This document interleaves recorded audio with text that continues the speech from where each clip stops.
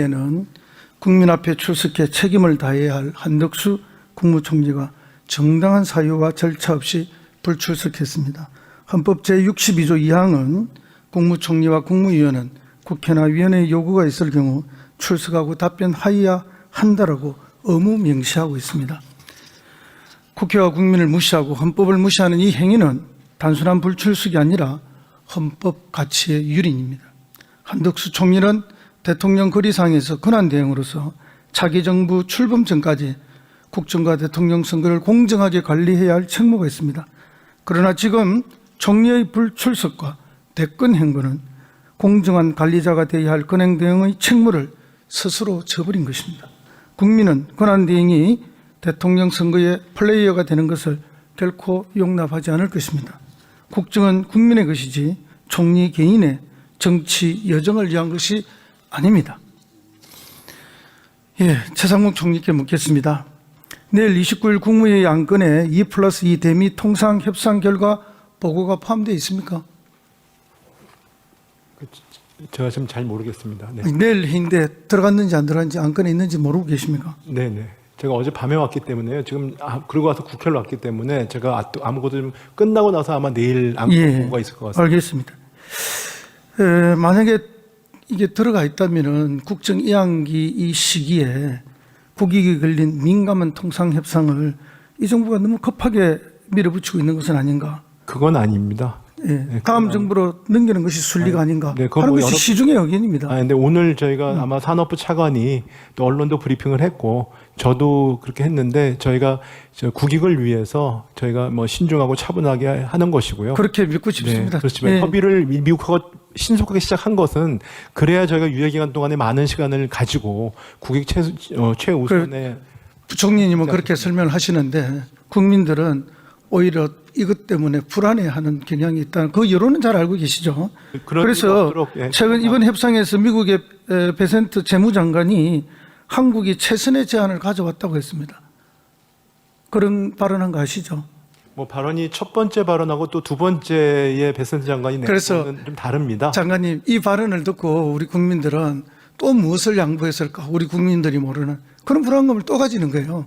그래서 물론 국익을 위해서 열심히 하셨겠지만 과거의 여러 선례를 보면은 오히려 국익을 도외시하는 그런 양보들이 있었기 때문에 이번 불안감이 또 생기는 거죠. 그래서 이게 이제 마지막에 어떤 성과에 쫓겨서 조급하게 하는 것이 아닌가 그런 불안감이 있기 때문에 이번에 논의된 걸 투명하게 공개할 의사가 없는가, 왜 공개하지 않는가 이런 또 저희가 설명을 지금 하고요. 거기 지금 가기 전에도 저희가 그 지도부에 설명을 드렸고요. 그다음에 저희가 그 부분들은 또 설명을 계속 드리겠습니다.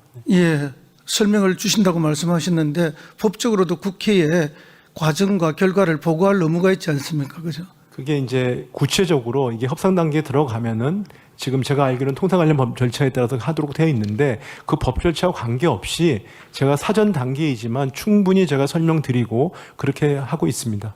예, 뭐 그 말씀 좋고요. 근데 구체적으로 다 이렇게 좀 내용을 달라 이렇게 하면은 협상 과정에 있기 때문에 또는 협상을 준비하기 때문에 국익에 손상이 될 수 있어서 또는 협상에 불리할 수 있기 때문에 밝힐 수 없다. 이런 게 대체적인 답변으로 많이 와요. 근데 그것도 어느 정도 맞는 얘기 아니겠습니까? 그러니까 저는 그런 범위 그런데 안에서 협상 상대한테 이미 다 준 내용을 밝히는 게 뭐고 협상에 불리해집니까? 이미 상대한테 다 밝히고 알려준 내용인데. 그게 협상 당사자도 언론에다 얘기를 하지 않고 그렇기 때문에 그 부분은 좀 아직은 협상 단계가 아닙니다. 아직 그런 단계는 아니지만 만약 협상에 들어가거나 실제로 들어갈 경우에는 상대방한테 알려줬다고 해서 그걸 갖다가 그냥 그렇게 장관님, 얘기할 수는 없는 그래서 어쨌든 이번에 미국에 가서 좋은 안을 우리가 내놓았다고 하는데 미국 측에서 그런 내용에 대해서 좀 더 상세하게 빠르게 좀 국회에 보고해 주시길 바라고요. 네, 뭐 좋은 안을 내는 건 없고 좋은 설명을 했습니다. 좋은 설명을 했어요. 네. 그 설명이 뭔지를 좀 정확하게. 그 아마 지금 산업부 장관이 언론에도 말씀을 하셨는데요. 저희가 조선이나 이런 관련돼 가지고 저희의 어떤 비전 같은 거를 설명을 했더니 그 부분들에 대해서 얘기를 하신 것 같습니다. 그 비전, 설명한 비전에 대해서 구체적으로 국회에 좀 밝혀주시길 바란다는 말씀드리고요. 지난 4월 24일 한덕수 권한대행이 시정연설을 국회에 와서 했습니다. 정부가 소상공인과 취약계층을 위해 마련한 예산이 하루빨리 수혜자에게 닿을 수 있도록 역대 최고 수준의 상반기 신속 집행 목표를 세워 추진하였습니다라고 밝혔는데 그 내용은 알고 계시죠? 네, 알고 있습니다. 예. 그런데 저희들이 보니까 목표는 작년보다도 1.8% 높여서 잡은 건 맞습니다. 그런데 실행이 된 거 보니까 작년이나 똑같이 41.10%입니다. 결국은 목표만 높게 잡았지 작년 12월 3일 이후 그 불법 계엄 이후에 이 비상한 상황에서 경제가 날로 추락하고 있는데 그럼 비상하게 집행을 해야 되는데 예년과 똑같이 집행됐다는 거 아닙니까? 뭐 그렇게 말씀하실 수 있는데 그러니까 물론 작년보다 조금은 조금 더 했지만 일단 작년 올해가 예년보다 아주 많이 한 거였습니다. 근데 좀 더 부족한 어쨌든 장관님 그 목표는 작년보다 또 그 전에보다 더 높게 잡은 건 맞습니다. 근데 실제 집행은 작년하고 똑같이 된 거 아닙니까? 그 점을 말씀드리는 거예요. 그러니까 국회에 와서 총리가 말씀하신 게 매우 의례적인 표현일 뿐이지 실천력이 부족했다. 심하게 말하면은 표현 수사만 hel라했지 국민을 속인 거나 다름없다 하는 게 또 시중의 평가입니다. 그 말씀을 제가 드리는 거고요. 그 다음 화면 보시겠습니다. 그래서 지난 8년간입니까? 이렇게 집행 실적을 봤습니다. 총액을 봤더니 1, 2월 사이에 집행률이 올해가 제일 낮습니다. 저 통계는 장관님도 잘 알고 계실 거고요. 알고 있는데요.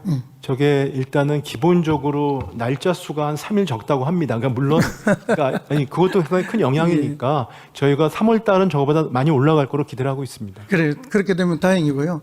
어쨌든 우리는 정부가 이렇게 열심히 한다는 말씀을 장관님이나 총리님의 입을 통해서 듣고 있지만 실제 나온 지표를 보면은 결과가 좋지는 않기 때문입니다. 그래서 걱정을 한다는 말씀을 드리고요.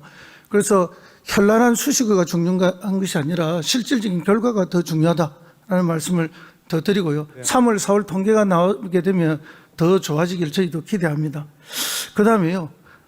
지난번 가을에 예산결산 때도 제가 이 자리에서 말씀드렸지만은 23년도에도 지방에 내려줘야 될 교부금이라든지 또 지방교부세라든지 이런 것들이 18조 원이나 줄었던 거 아닙니까? 세수 결손 때문에 그랬죠. 그리고 작년 24년에도 6조 5천억이나 줄었습니다.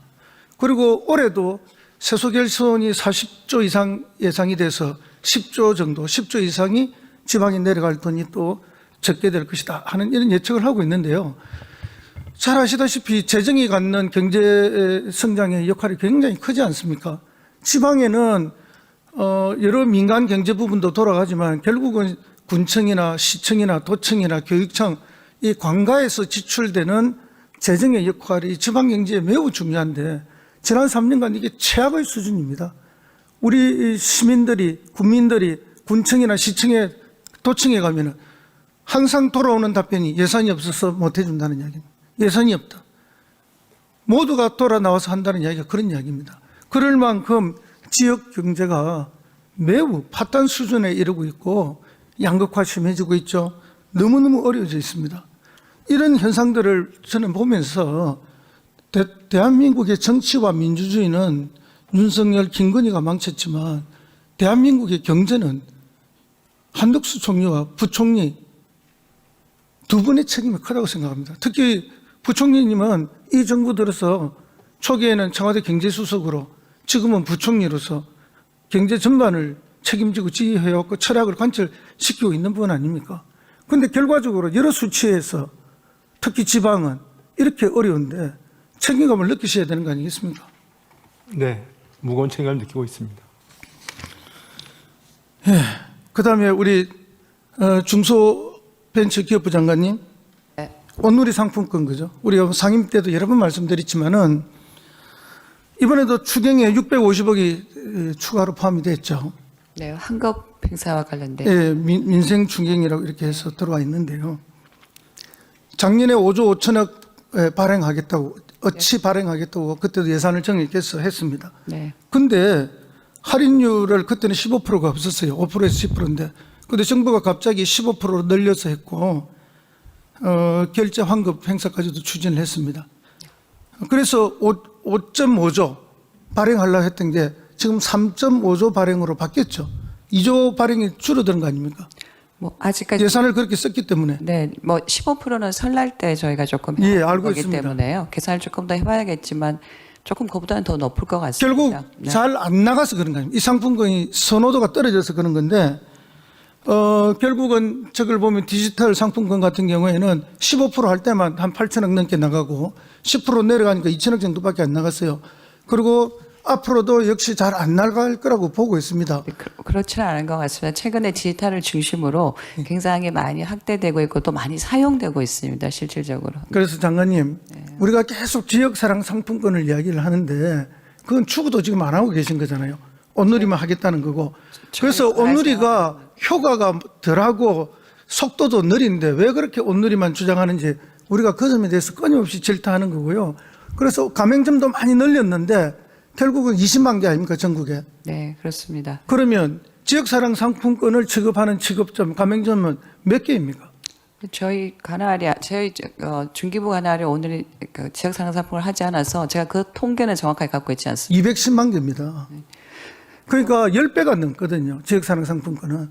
그렇기 때문에 이걸 통하게 되면 훨씬 신속하게 집행이 되고 효과도 빠르게 나타나고 시민들도 좋아하고 소상공인들도 다 좋아하는데 왜 국민이 좋아하는 건 안 하고 국민이 불편해하는 거는 굳이 예산을 늘려서 하겠다는지 그 점을 국민들은 이해를 못 한다는 거예요. 의원님, 온누리 상품권은 잘 아시다시피 취약 소상공인에게 집중되어 있고 좀 더 어려운 소상공인에게 지역사랑 하는 상품권도 것입니다. 마찬가지입니다, 네. 장관님. 그 현장은 최근에 그러니까 상품을 중심으로 장관님, 네. 물론 정부도 나름 열심히 하려고 노력하고 잘 하려고 하지 잘 못하려고 할 리가 없지 않습니까? 네. 그럼에도 불구하고 누구나 더 빠르게 효과가 나타나고 더 효과가 큰 건 자꾸 외면하고 거기만 집착하기 때문에 끝없이 지적하는 거죠. 그래서 이번에는 추경에는 그 점도 고려해서 해달라 이렇게 말씀을 드리는 거고요. 시스템 구축하는데 4개월 걸린다고 차관이 답변을 냈습니다.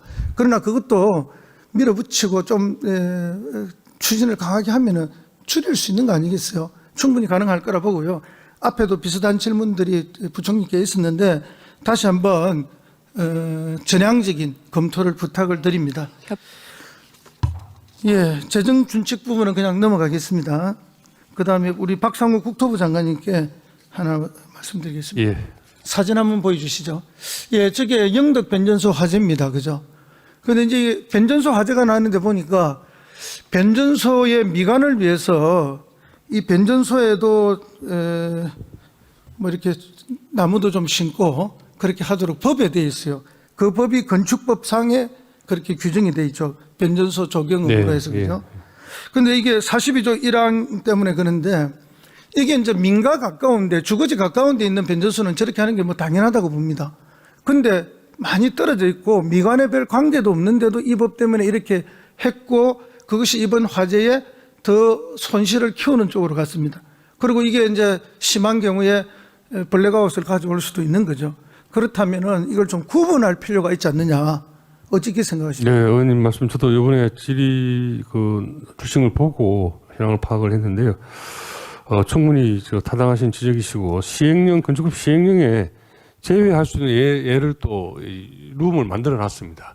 그래서 그 조항을 활용을 해서 의원님 말씀대로 지역 실정에 따라서 굳이 적용을 안 해도 되는 지역, 좀 교외에 있거나 하는 지역들은 충분히 좀 혜택을 볼 수 있도록 그렇게 제도 개선을 하겠습니다. 예, 그렇게 해 주셔야 되고요. 그러니까 뭐 법을 만들 때야 미관을 위한 좋은 취지로 만들었겠지만 또 이렇게 실제 상황이 닥치면은 그것이 오히려 더 큰 피해를 내는 경우가 있기 때문에 적절하게 잘 조정을 해 주시면 좋겠다 말씀을 드리고요. 다시 재정준칙 한번 보겠습니다. 앞에. 우리 이 정부 들어서 관리 재정 수지 적자를 GDP 마이너스 3% 이내로 관리하겠다는 재정준칙 도입 방안 발표하셨죠. 그런데 저 자료를 보면은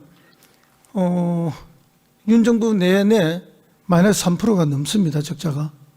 그러니까 장관님과 이 정부가 발표한 준칙을 이 정부 스스로가 지금 못 지키고 있는 거 아닙니까? 그죠? 뭐 세수 결손 때문에 좀 저런 건 있지만 국가 채무 자체는 저희가 그래도 그래. 국가 폭을 예, 취지는 좋습니다. 그 취지의 결국은 궁극적인 목표는 관리재정 수지가 아닌 국가 채무라고 저는 생각하고 있습니다. 예, 그 취지에 반대할 사람은 아무도 없죠.